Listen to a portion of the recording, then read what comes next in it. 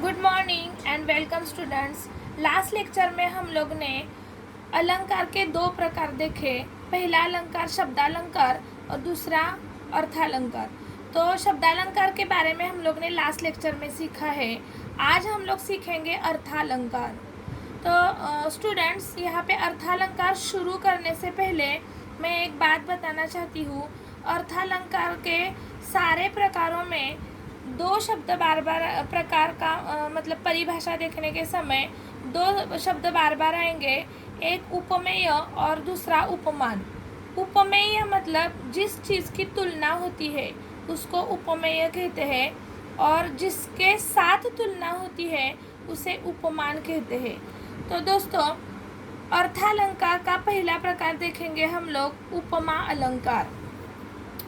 उपमा अलंकार, ये अलंकार बहुत ही महत्वपूर्ण अलंकार है। जब किसी, उसकी परिभाषा देखो, जब किसी चीज़ की दूसरी किसी विशेष चीज़ के साथ तुलना की जाती है तो उसे उपमा अलंकार कहा जाता है। तो ऐसे पंक्तियों में इसमें सरिस, जैसा, सम, सा, सी, से, समान आदि शब्दों का प्रयोग होता है। तो दोस्तों, उपमा अलंकार मतलब क्या होता है कि एक चीज़ की तुलना दूसरे चीज़ के साथ होती है।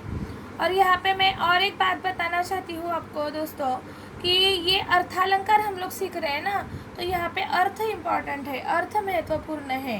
कि कोई भी काव्य पंक्ति में अर्थ के माध्यम से क्या होता है, काव्य पंक्ति में कोई चमत्कृति या सौंदर्य उत्पन्न होता है, उसे अर्थालंकार कहते हैं। तो अभी हम लोग ने उपमा अलंकार देखा और उसके एग्जाम्पल देखो। पीपर पात सरिस मन डोला, यहाँ पे उपमेय आया है मन। मन की तुलना पीपल के पत्ते के साथ हुई है। दूसरा एग्जाम्पल, नील गगन सा शांत हृदय था रो रहा, तो यहाँ पे उपमेय है हृदय। हृदय की तुलना नील गगन के साथ हुई है। निर्मल तेरा जल अमृत के सम उत्तम है, यहाँ गंगा नदी की तुलना अमृत के साथ हुई है। तो ये इस तरह के ये उपमा अलंकार है। उपमा अलंकार मतलब एक चीज़ की तुलना दूसरे के साथ होती है। तो अभी नेक्स्ट, रूपक अलंकार। रूपक अलंकार में क्या होता है दोस्तों, देखो, इसमें दो वस्तुओं को एक दूसरे का रूप दिया जाता है, तुलना नहीं होती तो सीधा रूप दिया जाता है, तो उसे रूपक अलंकार कहते हैं। और इसमें मोस्टली क्या आता है, काव्य पंक्ति में दो शब्दों के बीच में योजक चिन्ह का प्रयोग होता है, जैसे कि चरण कमल, हरि कृपा। एग्जाम्पल्स, मैया में तो चंद्र खिलौना ले हो, तो यहाँ पे देखो चंद्र को ही खिलौना कहा है, और चंद्र और खिलौना दोनों में योजक चिन्ह आया है, और ये दोनों शब्द अगल बगल आया है। तो इस काव्य पंक्ति में अलंकार आया है रूपक। दूसरा, पायो जी मैंने प्रेम रूपी रतन धन पायो, तो यहाँ पे दोस्तों देखो, प्रेम को ही धन का रूप दिया है।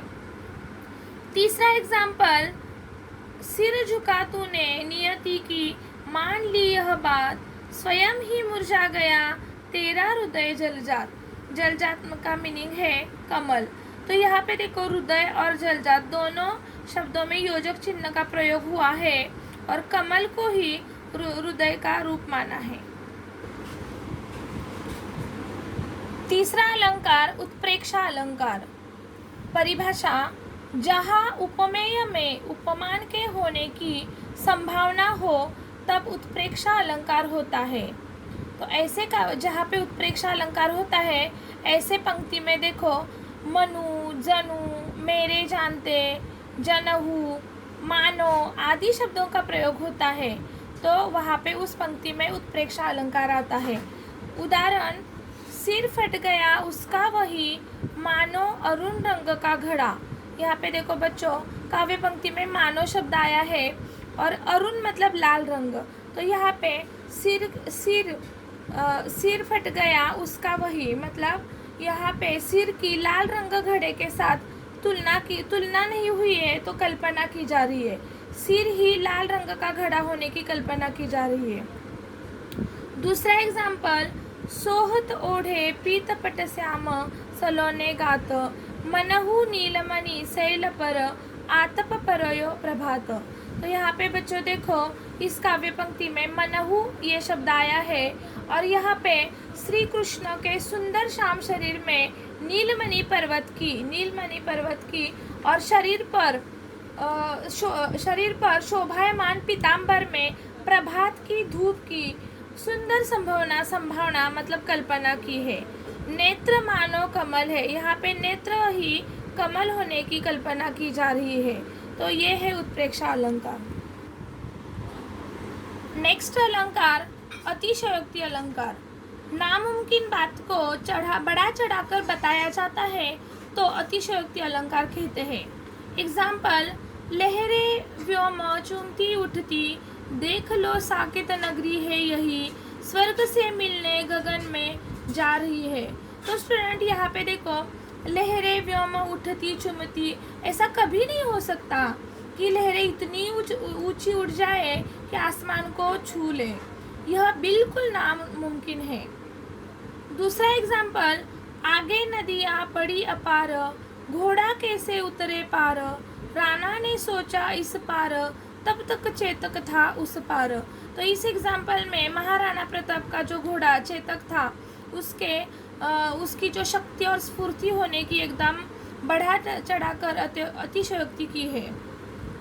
तीसरा एग्जाम्पल, भूप सहस 10 एक ही 12, लगे उठावन तरत न टारा। तो यहाँ पे भूप मतलब राजा, सहस 10 मतलब 10,000। तो यहाँ पे ये जो सीता स्वयंवर के समय का प्रसंग वर्णन किया है कि धनुर्भंग मतलब शिव धनुष्य उठाने के समय 10,000 राजा एक साथ धनुष को उठाने लगे, पर वह तनिक भी अपनी जगह से नहीं हिला। तो ये आज हम लोग ने 4 अर्थालंकार सीखे। Thank you.